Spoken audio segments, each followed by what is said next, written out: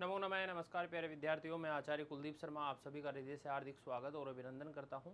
प्यारे विद्यार्थियों, आज हम पढ़ने जा रहे हैं कक्षा 12वीं का संस्कृत का वैकल्पिक पाठ्यक्रम फर्स्ट, जिसके अंतर्गत हम जो पढ़ेंगे वो अध्याय 29वां भारतीय संस्कृतौ संस्काराः, जिसका आज की कक्षा के दौरान हम भाग द्वितीय को जानेंगे। जो हमारी पूर्ववर्ती कक्षा थी, भाग फर्स्ट था, उसमें हमने देखा कि जो भारतीय संस्कृति है, ये जो हमारे जो चार पुरुषार्थ हैं, आश्रम है, वर्ण व्यवस्थाएं हैं, उन सब से मिलकर जो है हमारी इन संस्कृति का जो हमारी भारतीय संस्कृति है, जो महान संस्कृति है, इसका निर्माण हुआ है, जिसमें संस्कार भी सम्मिलित हैं। आज की कक्षा के दौरान हम जानेंगे कि संस्कार कितने हैं, कौन सा संस्कार कब किया जाता है, किस संस्कार में क्या नियम है, इन सब के विषय में आज की कक्षा के दौरान हम जानेंगे। इससे पूर्ववर्ती कक्षा में हमने वर्ण व्यवस्था को देखा, आश्रम व्यवस्था को देखा, जो पुरुष चतुष्टय है उसको हमने जाना, और जो हमारे पूर्व जन्म का जो कथन है उसके विषय में हमने चर्चा की। आज जो है संस्कारों के बारे में हम पढ़ेंगे। तो प्रारंभ करते हैं। जो 16 संस्कार है उनको हम जानते हैं, उनको कितने भागों में बांटा गया है, और जो संस्कार जो जिस समय के लिए उपयुक्त बताया गया है उसके बारे में हम पढ़ते हैं। संस्कार सभी के लिए है।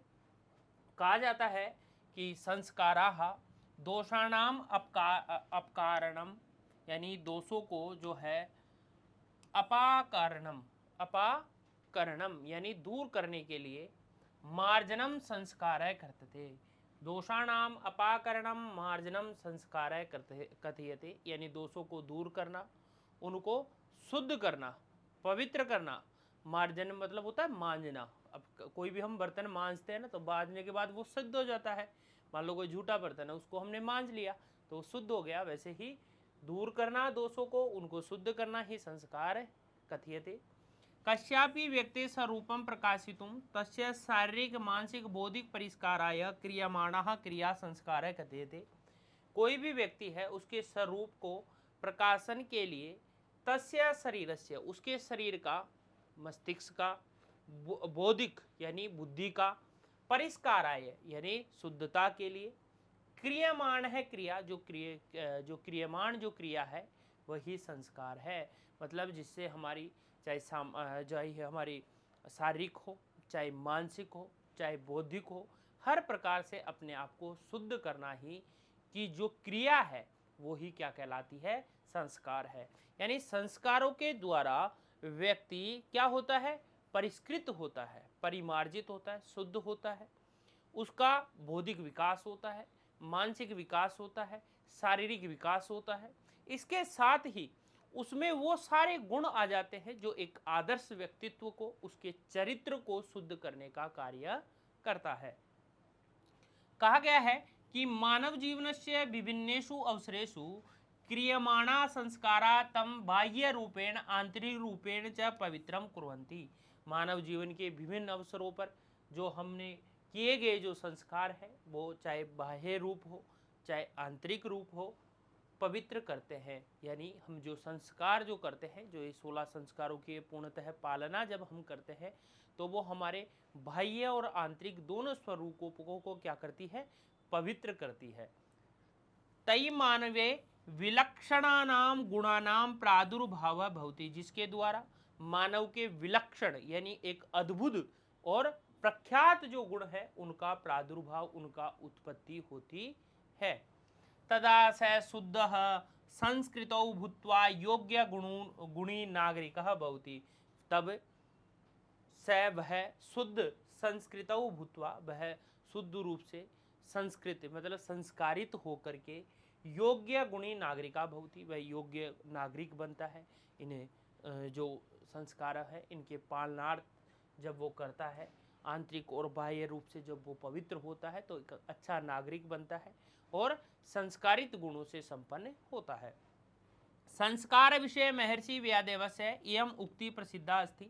संस्कारों के विषय में महर्षि वेदव्यास की यह उक्ति प्रसिद्ध है कि अशुभम नश्यते, जो शुभ नहीं है उसका नाश, सम्यकम शुभम ही प्रतिपद्यते, यानी अच्छी प्रकार से शुभता की प्राप्ति। कल्याण निधिर आख्यातम संस्कार है सर्व कर्मशु, यानी संस्कार आदि जब हम कर्म करते हैं इसके द्वारा व्यक्ति को हमेशा शुभ होता है संस्कार करना, और जो अशुभ जो होता है, मैंने जो बुरा जो होता है उसका तो नाश होता है और हमेशा शुभ की ही उत्पत्ति होती है। साथ ही व्यक्ति का कल्याण होता है, उसको सामर्थ्य, बल, पौरुषता, उसको जो है सांसारिकता, उसको बौद्धिक, सामाजिक और शारीरिक इस प्रकार के गुणों और एक आदर्श व्यक्तित्व का निर्माण होता है। यानी जो संस्कार आदि जो कर्म किया जाता है उसके द्वारा एक सर्वश्रेष्ठ पुरुष का निर्माण होता है। इसलिए जीवन में चाहे शारीरिक हो, चाहे मानसिक हो, चाहे बौद्धिक हो, हर प्रकार के विकास के लिए संस्कार जरूरी है। भवन्तः जानन्ति यत भवताम अपि मुंडन कर्ण वेद्यादि संस्कारा यथा समय अभिभावके कारिता। क्या आप जानते हैं कि आपका भी जो मुंडन संस्कार जानते हैं, जिसमें जो हमारी जो शिखा होती है उसको उतारा जाता है, और कर्ण भेद संस्कारा, जो कान को जो छिदवाने का जो कार्य होता है, कर्ण भेद संस्कार होता है, कान को छिदवाने का जो कार्य होता है। यथा समयम अभिभावकई कारिता, जो समय निश्चित है, जैसा समय है उसके अनुसार ही अभिभावकों के द्वारा कारिता करवाया जाता है। आपने देखा होगा, आपका भी मुंडन संस्कार हुआ होगा, ठीक है। अच्छा, मेरी जो शिखा है ये तो मुंडन संस्कार के बाद की है, जब मैंने यज्ञोपवीत संस्कार जब धारण किया उस समय की है, जब पूरा मुंडन उस समय भी मेरा हुआ था, तो जब से रखी हुई है। यद्यपि धर्म ग्रंथेषु गृहसूत्रेषु च अनेकशाम संस्काराणाम विवरणम प्राप्यते, यद्यपि हमें धर्म ग्रंथों में, गृह सूत्रों में अनेक संस्कारों का विवरण प्राप्त होता है, किंतु तेषु सर्वाधिक लोकप्रिय नाम 16 संस्कार है ना। मनुस्मृति में 16 संस्कार बताए गए हैं। विषय अत्र वयम ज्ञास्यामः, ये 16 संस्कारों के विषय में हम जानते हैं। ते 16 संस्काराः सन्ति गर्भधानः, 16 संस्कार कौन से है? गर्भधान, पुंसवनम, सीमंतोनयनम, जातकर्म, ठीक है।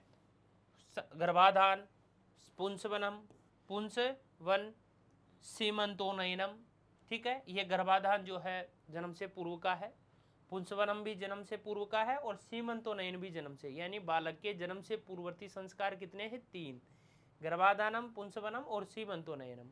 फिर जन्म के बाद का है जातकर्म संस्कार, नामकरण संस्कार, निष्क्रमण संस्कार, जब पहली बार जब सूर्य दर्शन करवाया जाता है वो निष्क्रमण है। अन्नप्राशन संस्कार, जब पहली बार अन्नादि का भक्षण जब करवाया जाता है बालक को, खीर इत्यादि खिलाई जाती है। और चूड़ाकर्म, चूड़ाकरण जो संस्कार है, इसी का दूसरा नाम है मुंडन संस्कार, लटूरिया उतारना, कई जगह अलग अलग क्षेत्रीय नामावली हो सकती है। कर्णभेद संस्कार, ये जो है जन्म के बाद के हैं, बाल्यावस्था के, है ना, जब छोटा बच्चा होता है उस समय के। और फिर होती है उसकी शिक्षा से संबंधित संस्कार आ जाते हैं, विद्यारंभ संस्कार, उपनयन संस्कार, जो जनेऊ जो यज्ञोपवीत है, जो जनेऊ धारण जब हम करते हैं वो संस्कार, वेदारंभ संस्कार, ठीक है। यज्ञोपवीत उपनयन के बाद ही वेदों का प्रारंभ होता है, वेद बिना उपनयन के नहीं पढ़ाए जाते। केशांत संस्कार, जब पहली बार बालक का दाढ़ी मूछ इत्यादि उतारी जाती है। समावर्तन संस्कार, जिसको आजकल हम ग्रेजुएशन सेरेमनी कहते हैं, दीक्षांत समारोह है, वो समावर्तन संस्कार, ये शिक्षा से संबंधित है। फिर विवाह संस्कार, गृहस्थ जीवन से, और अंत्येष्टि संस्कार, ये 16 संस्कार है। कौन कौन से हो गए? पुनः गर्भाधानम, पुंसवनम, सीमंतोनयनम, जातकर्म, नामकरण, इसके बाद जो है निष्क्रमण, फिर जो है निष्क्रमण हो गया, अन्नप्राशन, फिर कर्णभेद संस्कार, ठीक है। फिर उसके बाद विद्यारंभ संस्कार, उपनयन संस्कार, वेदारंभ संस्कार, केशांत संस्कार, जिसको गोदान भी कहा जाता है, केशांत संस्कार, फिर समावर्तन संस्कार, गृहस्थ जो है विवाह संस्कार, और अंत्येष्टि संस्कार। संस्कार सारणी, ये संस्कारों की सारणी है। देखो, एक तो है जन्म से पूर्व के, तो ध्यान रखना जन्म से पूर्व के 3 संस्कार हमारे पास है। कौन कौन से? गर्भाधानम, पुंसवनम और सीमंतोनयनम। शिक्षा से संबंधित जो हमारे बाल्यावस्था से संबंधित फिर उसके बाद जो आ जाते हैं वो आते हैं हमारे जातकर्म होते ही, जो बच्चे को आपने देखा होगा जिसको हम घूंटी कहते हैं, है ना, जब उसका जो ओनाल है उसको छेदन किया जाता है उस समय घूंटी दी जाती है, तो वो जातकर्म संस्कार, नामकरण संस्कार, ठीक है। फिर उसके बाद निष्क्रमण संस्कार, अन्नप्राशन संस्कार और उसके तदुपरांत जो है कर्णभेद संस्कार। ये जो 5 संस्कार है ये कब करवाए जाते हैं? बाल्यावस्था में। फिर शिक्षा से संबंधित जो है विद्यारंभ संस्कार, उपनयन संस्कार, उसके बाद जो है उपनयन के बाद वेदारंभ संस्कार, केशांत और समावर्तन। ये 5 किससे संबंधित है? हमारे शिक्षा से संबंधित है। फिर विवाह संस्कार एक ही है और अंत्येष्टि मृत्यु से संबंधित एक है। 5, 10, 3, 13, 14, 15, एक कहाँ रह गया? चूड़ाकर्म, सॉरी, चूड़ाकर्म नहीं लिया हमने, देखो देख ही लेते हैं इधर। गर्भाधानम, पुंसवनम, सीमंतोनयनम, 3 तो ये हो गए, ठीक है, और ये हो गए 6 संस्कार, यहाँ 6 हो गए, ठीक है। चूड़ाकर्म नहीं लिया था, ये 6 संस्कार हो गए, ठीक है। संस्कार सारणी है, जन्म से पूर्व 3, गर्भाधानम, पुंसवनम, श्रीमंतोनयनम। फिर बाल्यावस्था में कौन कौन से होते हैं? जातकर्म संस्कार, फिर जातकर्म के बाद उसका नामकरण संस्कार, फिर निष्क्रमण संस्कार, प्रथम बार उसको सूर्य दर्शन, फिर अन्नप्राशन संस्कार, फिर उसके बाद जो है चूड़ाकर्म संस्कार और कर्णभेद संस्कार। ये 6 चूड़ाकर्ण जो है वो मुंडन संस्कार भी कहते हैं। शिक्षा से संबंधित हमारे 5 हो गए, कौन कौन से हुए? पहला है हमारा विद्यारंभ, उपनयन, वेदारंभ, केशांत और समावर्तन, और एक हो गया मृत्यु से संबंधित अंत्येष्टि और विवाह। विवाह मृत्यु से पहले विवाह है, मतलब ये संस्कार है। जन्म से पूर्व के संस्कार, बाल्यावस्था से संबंधित संस्कार, शिक्षा से संबंधित संस्कार, विवाह संस्कार और मृत्यु संबंधी संस्कार, अंत्येष्टि संस्कार।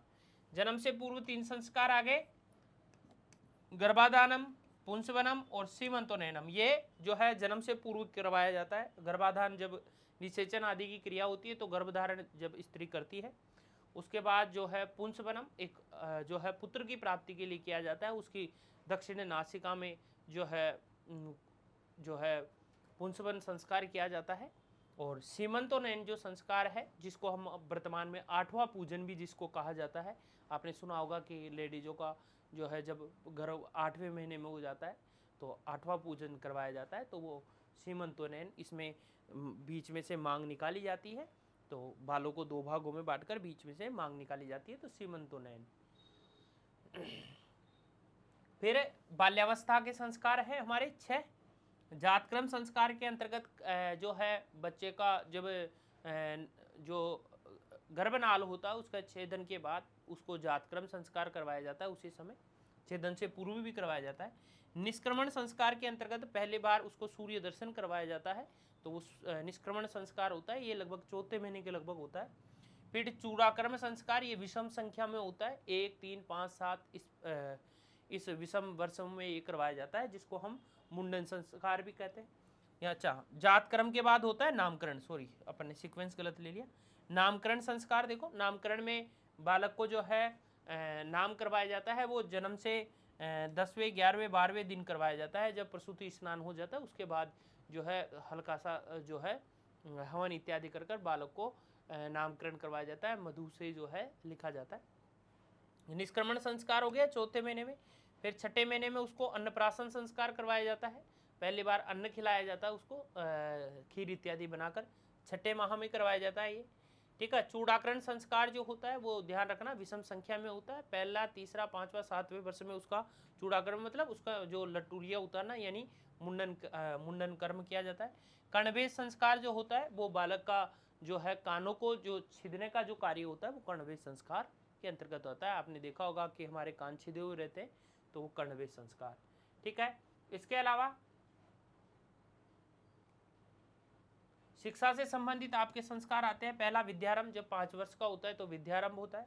वे जो है फिर उपनयन संस्कार किया जाता है। तो उपनयन के संदर्भ में अलग अलग बताया गया है कि ब्राह्मण का 8 से 11 वर्ष तक, ठीक है, और जो क्षत्रिय होता है उसका 12 से 16, और जो वैश्य होता है उसका 16 से जो है 17 से 22 वर्ष तक, यानी इन्हीं के मध्य करवाना चाहिए। 24 भी कहा गया है कई जगह, ठीक है। तो 8 से 11, 12 से 16 और 17 से 24 तक, इस प्रकार जो है 3, यानी उपनयन जो है ब्राह्मण, क्षत्रिय और वैश्य 3 ही वर्णों को द्वारा 3 ही वर्णों में होता है। और अलग अलग वर्षों में यदि इसके बाद करवाया जाता है जो यज्ञोपवीत संस्कार है तो वो व्रात्य कहलाता है, उसके लिए अलग विधान है। वेदारंभ करवाया जाता है उपनयन के बाद, जब उपनयन का मतलब ही ये होता है जो है गुरु के समीप जाना। फिर वेदों का आरंभ करवाया जाता है, प्रारंभिक सामान्य जानकारी गुरु देता है और फिर पढ़ाता है। केशांत संस्कार, इसमें पहली बार बालक का जो है जो केश आदि, जो दाढ़ी मूछ इत्यादि जो है उसके पहली बार उसको बनवाया जाता है। 16 इत्यादि वर्ष में होता है, 16वें वर्ष में।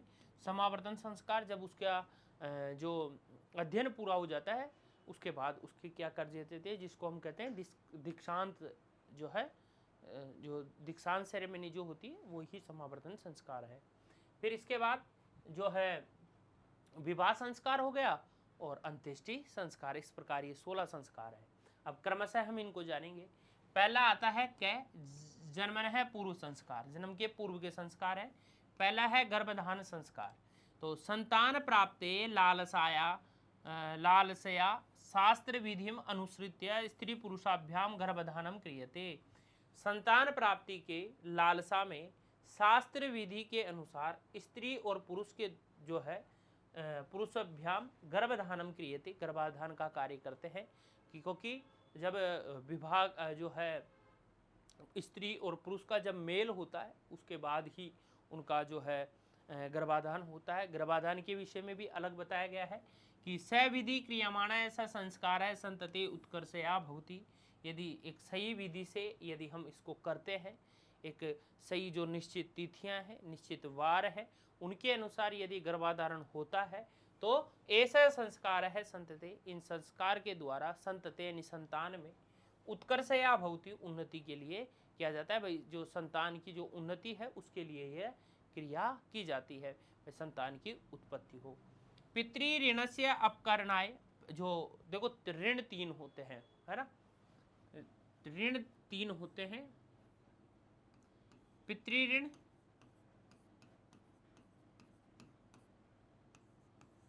देव ऋण और ऋषि ऋण, ठीक है। पितृ ऋण से मुक्ति जब पाता है, जब व्यक्ति जो है संतान उत्पत्ति हो जाती है तो वो पितृ ऋण से मुक्ति पा जाता है। जब पूजन आदि का कार्य करता है, हवन इत्यादि कार्य करता है तो देव ऋण से मुक्ति होती है। और जो ऋषि ऋण है, जो अध्ययन अध्यापन इत्यादि कार्य करता है तो वो ऋषि ऋण से मुक्त हो जाता है। ये 3 ऋण व्यक्ति के जीवन में होते हैं। तो पितृ ऋण से जो मुक्ति है वो किससे कब पाएगा, जब बालक जो है जब उसकी संतान की उत्पत्ति हो जाएगी। योग्य संतति आवश्यकी इति भावनाया एवं भारतीय संस्कृतौ अस्य संस्कार से परंपरा।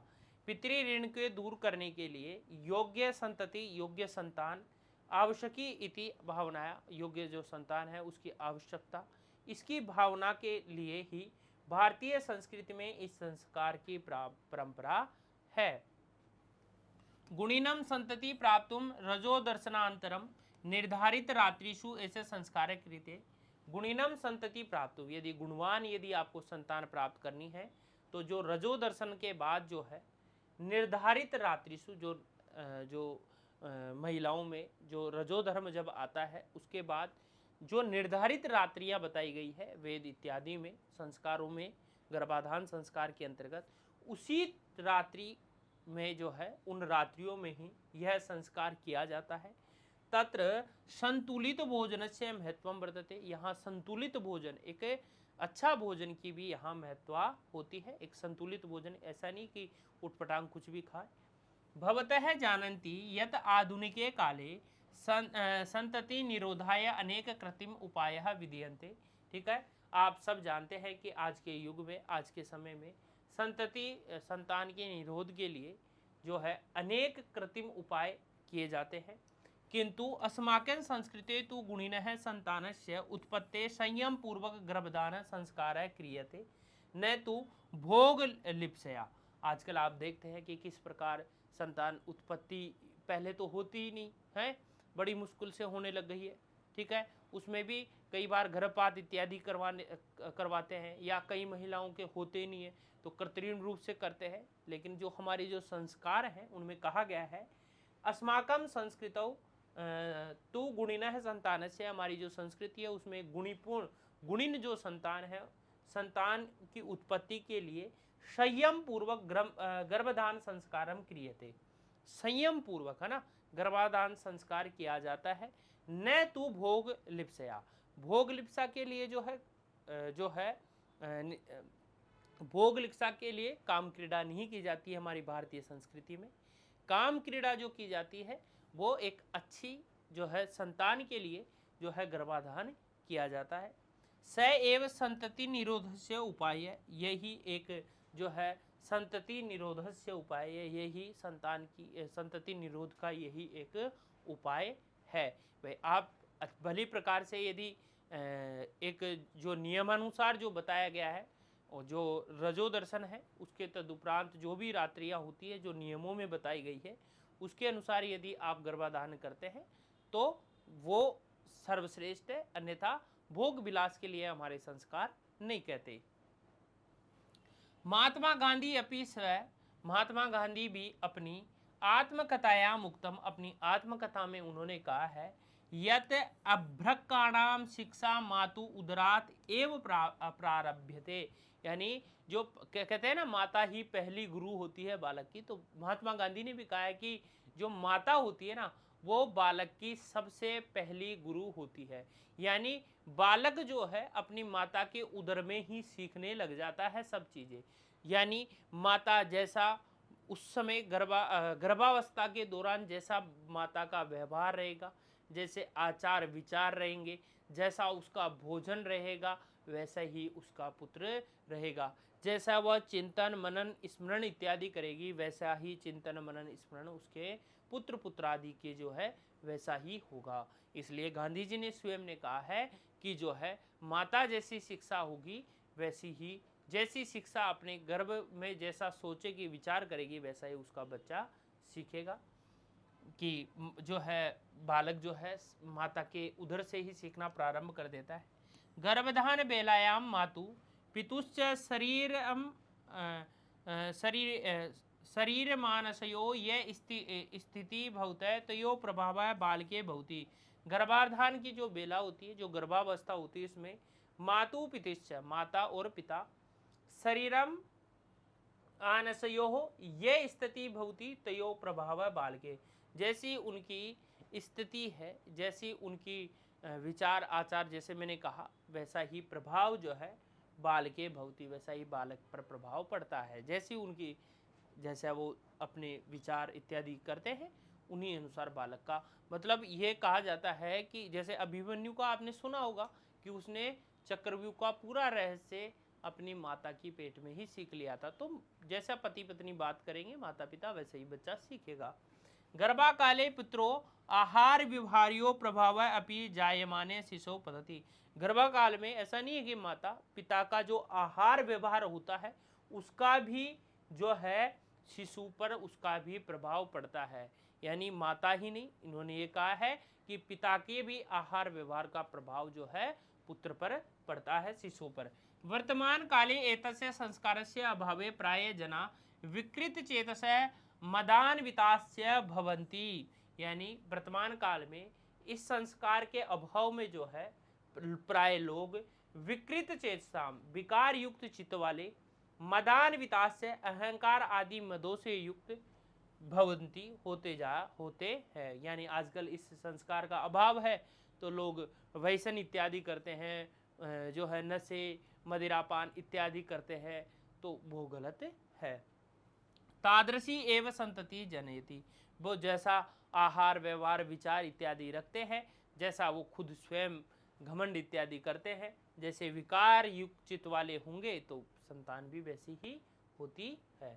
पश्चात दुखी न भवती, और बाद में दुखी होते, अरे भाई हमारी संतान ऐसी कैसी, अरे भाई आपने उस समय क्यों नहीं ध्यान रखा, आपका आहार व्यवहार विचार ये सब शुद्ध होते तो संतान सभ्य गुण वाली होती, लेकिन उस समय आप अहंकार में चूर थे, आपके जो है दुर्भावनाग्रस्त थे, व्यसन इत्यादि कार्य करते थे, तो फिर वो नहीं हो सकता, नशे इत्यादि का नहीं होना चाहिए। तो उन्होंने कहा कि बाद में वो दुखी होते हैं। अतः एषः संस्कार यथा विधि एव कार्य, यह संस्कार यथा विधि एव कार्य, जैसी विधि बताई गई है वैसा ही कार्य के लिए ये कहती है। दूसरा आता है पुंसवन संस्कार। कौन सा? पुंसवन संस्कार।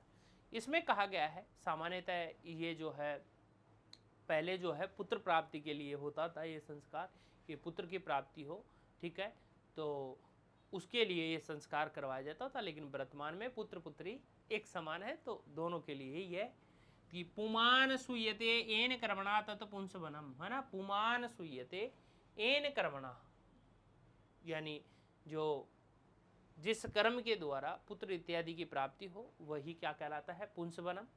गर्भधारण से तृतीय मास, कौन से महीने में होता है? ध्यान रखना, सबसे मोस्टली 3rd माह में, गर्भाधान के तीसरे महीने में पुरुष संतते लाभार्थ पुरा पुंसवन संस्कार है विधानम आसीत। पुरुष जो है संतान की लाभ के लिए यह पुंसवन संस्कार जो है विधानम आसीत, इस पुंसवन संस्कार का विधान है।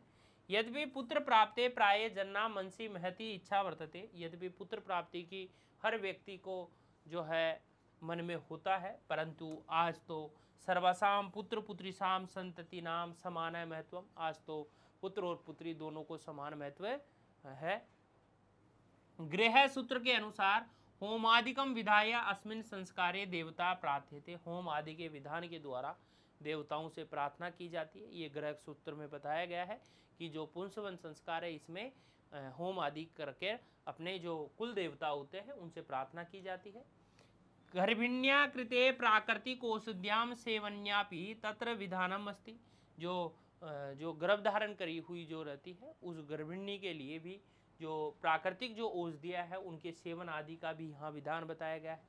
विविध भोजन नियमानाम पालनेन वीर संतते प्राप्ते कामना करणीय आसीत, यानी विविध भोजन नियम, जो भोज्य के जो नियम है, भोजन आदि के जो नियम है उनके पालन के द्वारा एक वीर संतान की प्राप्ति की कामना के लिए यह संस्कार था, ठीक है।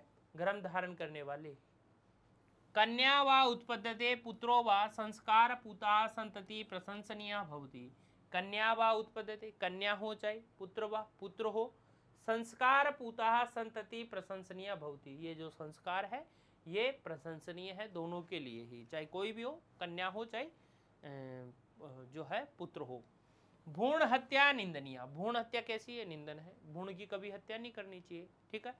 भारतीय नारीणाम सदा आदर अभवत, भारतीय नारी का सदा आदर हुआ, अतः कन्या संतति अपि काम्या एव, है ना, कन्या जो संतान है वो भी काम्या एव, वह भी कामनीय है, मतलब वो भी अच्छी है, और जो भ्रूण हत्या होती है वो गलत है, अतः इसलिए कन्या संतति अपि काम्या एव। भाई आजकल जो है आपको भी विदित है कि लड़का और लड़की समान महत्व दिए जाते हैं। पहले क्या होता था इस विषय में मुझे भी विदित नहीं है, लेकिन इतना जरूर है कि जो ये संस्कार है ये एक अच्छे जो संतान है उसकी प्राप्ति के लिए जो हमारे कुल देवी देवता जो होते हैं उनसे प्रार्थना की जाती है कि हमारे जो भी, चाहे कन्या हो चाहे जो है पुत्र हो, दोनों गुणवान बने, अच्छे बने और संस्कारी बने, उसके लिए यह संस्कार था। कहा गया कि सीमंतोनयन संस्कार, है ना, जिसको आजकल वर्तमान में 8वां पूजन भी कहते हैं, 8वां पूजन, ठीक है। ये जो है 8वें माह में होता है, ध्यान रखना, 8वें माह में यह संस्कार होता है। अस्मिन् संस्कारे प्रथम गर्भस्य समय षष्ठे अष्टमे वा मासे, है ना, छठे या 8वें महीने में इसको करवा सकते हैं, छठे में 8वें में। स्त्रीणाम केश पास मध्य, यानी बालों के बीच में से द्वावपि भागे विभज्य दो भागों में विभाजित किया जाता है। और सीमा रेखा क्रियते है ना, मांग सीधी निकालते हैं ना, सीमांतः, सीमा प्लस अंतः सीमांतः, ठीक है, और सीमांता सीम प्लस अंता, ठीक है, तो बीच में से मांग निकाली जाती है। सीमंत है कश्यते स्त्रीणाम केशानाम मध्य तु पद्धति, जो सीमंत जो होती है वो किसी भी स्त्री के केश के मध्य की जो पद्धति होती है, सीमंत है सीमांत है, इस प्रकार दो शब्द होते हैं, ठीक है। केश पास मध्य बालों के बीच में। इति वचनानुसारम शुभ दिने पति गर्भिण्या पत्न्याः सीमंतम उन्नतम कृत्वा केश प्रसादम करोति, यानी उसके इसी इति वचनानुसार, इन्हीं वचनों के अनुसार जो शुभ दिन पर जो है पति गर्भिण्या जो गर्भधारण करी हुई है उसकी गर्भधारण जो पत्नी होती है उसकी सीमंतम उन्नतम कृत्वा, उसकी जो मांग है उसको उन्नत करने के लिए कृत्वा करके केश प्रसाधनम करोति, उसका केशों को जो है भाता है, उसके केस इत्यादि। आजकल तो बहुत इसमें बड़े बड़े आयोजन होने लग गए। 8वां जो पूजन होता है 6ठे से 8वें महीने में होता है ये, जिसमें केश प्रसादन इत्यादि नारी को तैयार किया जाता है, केश प्रसादन किया जाता है उसका। विभक्ते सीमंते स्नु ही कंटकस्य स्पर्शनस्य विधानमस्ति, जो विभक्त जो सीमंत है, जो मांग निकाली गई है, बीच की मांग जिसको कहते हैं, स्नु ही कंटकस्य, जो स्नु ही नामक जो पक्षी है उस कांटे का स्पर्श का भी विधान बताया गया है। सोम देवताया मंत्रादि भी स्तुति विधाय अनुकूलता प्राप्त प्रयास क्रियते, सोम देवता जो होते हैं, जो सोमदेव है उनके मंत्र आदि की स्तुति का भी विधान है, और अनुकूलता प्राप्त प्रयास क्रियते, उनके विधान के द्वारा, मंत्र आदि के विधान के द्वारा अनुकूलता के प्रयास किया जाता है। एन गर्भपात से आशंका नाशे, जिससे गर्भपात की जो आशंका होती है, गर्भ के गिरने की जो आशंका होती है उसका भी क्या होता है, नाश होता है, यदि हम ये सीमांत जो संस्कार करते हैं, सीमांतो नयन संस्कार। फिर इसके बाद आता है बाल्यावस्था के संस्कार। बाल्यावस्था के संस्कारों में पहला आता है जात कर्म, जो नाड़ी निषेचन से पूर्व यह किया जाता है, जिसमें मधु इत्यादि बालक के जीभ के टच किया जाता है। आजकल तो जैसे हॉस्पिटल वगैरह में होते हैं तो वहाँ तो जिसको हम कहते हैं ना हमारी आम भाषा में कि जो है घूंटी देना, है ना, वो घूंटी है ये जात क्रम संस्कार, ठीक है। जन्म के तत्पश्चात होता है ये, तुरंत जब जन्मता है ना बच्चा उसके तुरंत बाद ये होता है। संतते जन्मांतरम जात क्रम संस्कार क्रियते, संतान के उत्पत्ति के बाद जात क्रम संस्कार किया जाता है। जातकस्य मेधा बलम, यानी उसकी बुद्धि के बल को, आयुर्बलम, उसकी आयु के बढ़ाने के लिए, वर्धितुम बढ़ाने के लिए, बुद्धि और आयु बढ़ाने के लिए ऐसा संस्कार क्रियते, ये संस्कार किया जाता है। नाल छेदनात् पूर्वम, जो नाल होती है, जो गर्भनाल होती है उसको छेदन से पूर्व, उसको काटने से पूर्व, सुवर्ण द्वारा, सोने के द्वारा, दधि घृत मधुनी सम्मेलनम नवजातस्य जिभ्याम लेहनाय प्रदीयते, यानी दधि यानी दही, घृत यानी घी, और मधु मतलब शहद के उनको मिलाकर नवजात की जिह्वा पर लेहनाय प्रदीयते, उसकी जिह्वा पर लगाया जाता है। अनेन नवजाते शिशु बलाधानस्य कल्पना क्रियते, और अनेन इसके द्वारा नवजात शिशु को बलाधानस्य कल्पना क्रियते, उसको अच्छा होने की कल्पना की जाती है। नवजातस्य भविष्य जीवनम मंगलमय स्याद इत्यादि भी प्रायण जातक्रम संस्कार क्रियते, भाई जो नवजात जो शिशु है उसका जीवन अच्छा हो, कल्याणकारी हो, गुणवान बने, इसके लिए यह संस्कार किया जाता है और उसका हमेशा मंगल हो, ये इस वजह से किया गया। दूसरा आता है इसमें नामकरण संस्कार, ठीक है। क्रम में ये कौन सा हो गया, वैसे दूसरा है, 3 तो वो हो गए और चौथा ये हो गया, ठीक है। बाल्यावस्था का तो ये हो गया और चौथा वैसे जात कर्म। 5वां नामकरण संस्कार। नामकरण संस्कार जो है जब प्रसूति स्नान हो जाता है उसके बाद 10वें से 12वें दिन के बीच में करवाया जाता है, चाहे 11वें को करवा लो चाहे 12वें को, ठीक है। ग्रहे संतते जन्म कारणाद 10 दिन पर्यंतम जनना शोच भवति, घर में संतान के जन्म के कारण 10 दिन पर्यंतम, 10 दिन के बाद जो है जनना शोच भवति, जो प्रसूति स्नान होता है। अतः एकादश दिने अथवा द्वादश दिने, यानी 11वें और 12वें दिन, 11वें 12वें दिन, ठीक है, दिन में सुबह दिने व शुभ दिन में नवजातस्य नामकरण संस्कार है विधानम भवति, नामकरण का इसमें बच्चे का नाम रखा जाता है, ठीक है। जन्म होने के कारण हुई अपितृता। कुल देवता संपूज्य, कुल देवता की पूजा की जाती है। जन्म है जन्म नक्षत्रादितम अक्षरम चित्वा, जन्म जिस नक्षत्र में हुआ है वो नक्षत्र का अक्षर चुनकर मधु सिक्तया, शहद की से लिप्त जो है, शहद से लिप्त के द्वारा दुर्वया शीशो ओष्टो नाम लिखे थे। दुर्वा जो है दुर्वा से जो है शिशो ओष्टे, जो शिशु होता है उसके होठ पर नाम लिखा जाता है दुर्वा के द्वारा। जो मधु सिक्तया, शहद से लिप्त जो दुर्वा होती है, यानी दुर्वा को क्या है, दोब जो होती है उसको शहद में लगाया जाता है और उसके करके बालक का जो होठ होता है उस पर उसका नाम लिखा जाता है। ठीक है। नूतन वस्त्रे माता शिशु च अलंक्रियते, और नए वस्त्र माता पहनती है और शिशु पहनता है। व्यवहारे उपयोगार्थम तस्य अन्यत भिन्न नाम दिए। व्यवहार के उपयोग के लिए आपने देखा होगा हर किसी का दो दो नाम होते हैं। एक तो जन्म नाम अलग होता है और व्यवहार के लिए हम अपने हिसाब से कुछ भी नाम बोल देते हैं। और मैं तो ये जानता हूँ कि चाहे लड़का हो चाहे लड़की हो उसके 50 नाम होते हैं, जिसको जो मर्जी होती है ना वो बोलता रहता है उसको। ठीक है। द्वितीय अंश जो हमने पढ़ा उसका सार है कि दोषाणाम अपकारणाय, जो दोष होते हैं उनको दूर करने के लिए भारतीय जो समाज है उसमें मानवानाम संस्कार क्रियते, मानवों का जो है लोगों का जो है संस्कार किया जाता है। संस्कारई शुद्धिकरणम भवति, संस्कार के द्वारा शुद्धिकरण होता है। शुद्धिकरणात दुर्गुणानाम अपकरणम भवति, शुद्धिकरण से दुर्गुण जो होते हैं उन वो दूर होते हैं। तदंतरम मानव है समाज से योग्य नागरिक भवति, उसके बाद जो मानव है समाज में एक योग्य नागरिक होता है।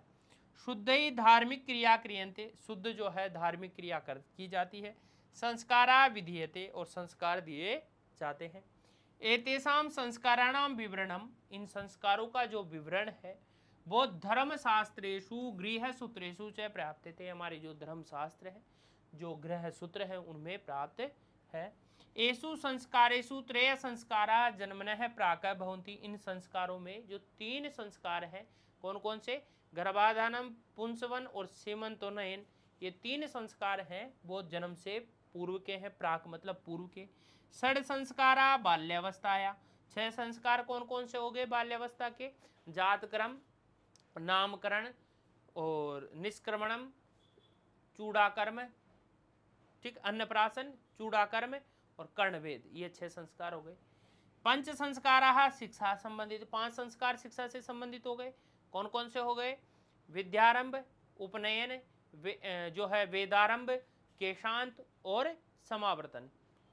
एक संस्कार है अस्ति आश्रम संबंधित, एक आश्रम से संबंधित हो गया, गृहस्थ आश्रम हो गया ना, गृहस्थ आश्रम भी है और गृहस्थ संस्कार भी है, विवाह संस्कार हो गया। एक अंत्येष्टि संस्कार है, मृत्युरंतरम, अंत्येष्टि संस्कार आपने देखा होगा, कपाल क्रिया जब की जाती है, व्यक्ति मर जाता है तो आपने देखा होगा कि पुत्र के द्वारा जो कपाल क्रिया की जाती है वो अंत्येष्टि संस्कार होता है। दोषों को दूर करने के लिए भारतीय समाज में लोगों को के संस्कार किए जाते हैं। संस्कार का अर्थ शुद्धिकरण होता है, शुद्धिकरण से दुर्गुणों का नाश होता है, तभी मनुष्य समाज के लिए योग्य नागरिक बनता है। शुद्धिकरण के लिए धार्मिक क्रियाओं द्वारा संस्कार किया जाता है। भाई संस्कार का मतलब ही शुद्धिकरण है, संस्करोति इति संस्कार है। ठीक है। संस्कार के 3 प्रकार, 3 संस्कार जन्म से पहले के, 6 संस्कार, 6 संस्कार बचपन में किए जाते हैं, 4 संस्कार शिक्षा के, अच्छा वहाँ 7 ले लिया इस वजह से कर दिया इन्होंने, कोई नहीं। तो 4 संस्कार शिक्षा से संबंधित नहीं, वैसे तो गलत है।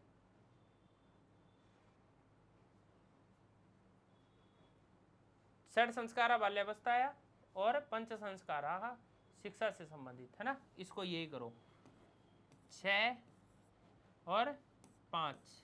ठीक है। 6 संस्कार बचपन में किए जाते हैं, 5 संस्कार शिक्षा से संबंध है, 1 संस्कार आश्रम व्यवस्था से संबंधित है, 1 मृत्यु के पश्चात किया जाता है। ठीक है। ये हमने जो है अभी तक हमने नामकरण संस्कार तक हमने जाना है। गर्भाधानम जान लिया, जो गर्भ जब निषेचन इत्यादि क्रियाएं होती है तो गर्भ जब ठहरता है वो संस्कार होता है। फिर पुंसवन संस्कार होता है, वो 3य माह में होता है। फिर सीमंतनयन संस्कार होता है, वो होता है जो है 6ठे या 8वें माह में। फिर बालक का जन्म होता है, जन्म के बाद का संस्कार है जातक्रम संस्कार। फिर उसके बाद 10वें दिन के बाद 11वें 12वें दिन होता है नामकरण संस्कार। अब जो आगे के जो संस्कार हैं, चाहे वो निष्क्रमण संस्कार हो, चाहे अन्नप्राशन संस्कार हो, चाहे चूड़ाकरण संस्कार हो, चाहे कर्णवेद संस्कार हो, विद्यारंभ हो, चाहे उपनयन हो, वेदारंभ हो, इसके अलावा केशांत हो, समावर्तन हो और विवाह संस्कार हो या अंत्येष्टि, इनको हम आगे की जो हमारी कक्षा रहेगी उसमें हम इसको जानेंगे। यानी हमने इसको 4 जो हमारे भाग हैं उनमें विभक्त करके हम इसको पढ़ रहे हैं। और जो है शिक्षा हमारे गर्भ से पूर्व यानी बाल्य जो है जन्म से पूर्व, बाल्यावस्था के, शिक्षा से संबंधित, विवाह और अंत्येष्टि। ठीक है, ये 5 हम भागों में विभक्त कर इनको पढ़ रहे हैं, जिनमें एक भाग को जान लिया, बाकी जो है शेष आगे की कक्षा में पढ़ेंगे। आज के लिए इतना ही, बहुत बहुत धन्यवाद। जय तो संस्कृतम, जय तो भारतम।